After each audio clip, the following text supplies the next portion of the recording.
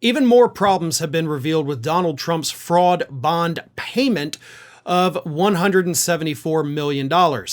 Because it turns out that even though Donald Trump's lawyers had told the judge who reduced the bond that, hey, getting $464 million is a practical impossibility, they said, turns out they actually had a billionaire willing to back the full $464 million bond.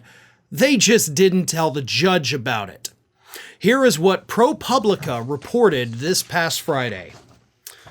Trump's attorneys had told the appellate court it was a, quote, practical impossibility to get a bond for the full amount of the lower court's judgment, $464 million.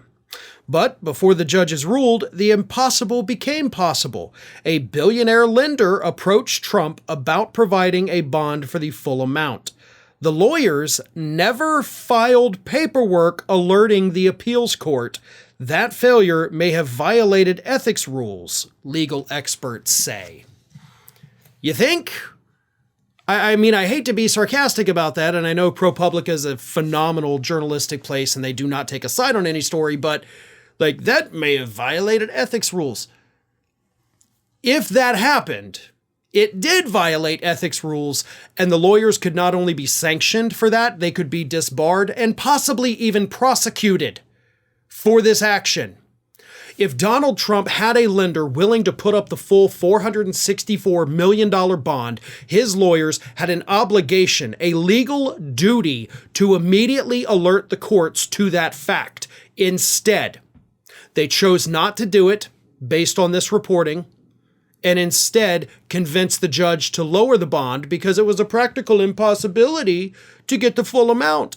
Meanwhile, there's a billionaire over in the corner waving a stack of dollar bills saying, hey, I got your money right here, guys. I'll do it. I got no problem with it. This is utter insanity. From the start of this, from the moment Donald Trump got that bond, we have had nothing but story after story, and they're just snowballing at this point about the company that put up the bond. They may not be solvent enough to even actually cover it. There's now contract issues with the bond itself where they say, hey, we're not actually going to pay it if Trump loses, which you can't do. And the judge, of course, has scheduled a hearing, I believe April 22nd or 25th. I can't remember which one.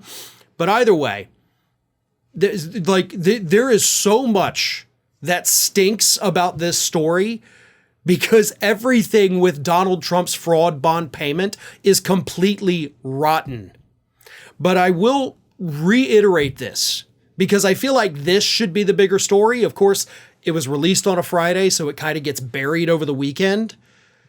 This should be the biggest story in this country right now. If Trump's lawyers lied by omission to that appellate court that then came and reduced his bond, then holy hell, one, bond should be completely revoked. 100%, he should not have the ability to put it up. They should immediately seize his assets. The lawyers should be immediately disciplined, go through disbarment hearings pronto. And yes, I'm assuming, based on what I know, that would include Alina Habba too. Now, she may not have been one of the people working on that particular part of it, because I know she said she's not going to be working on the appeal, but this was not technically the appeal. This was just the attempt to reduce the bond payment. And she was out there after the payment got reduced, rejoicing across conservative media. If this reporting from ProPublica is accurate, which they are out of all the news outlets in the country, I trust ProPublica more than I trust anybody else. They wouldn't run this if they weren't 100% sure. This is a big deal. And it's a big enough deal that people should go to jail if this reporting is accurate.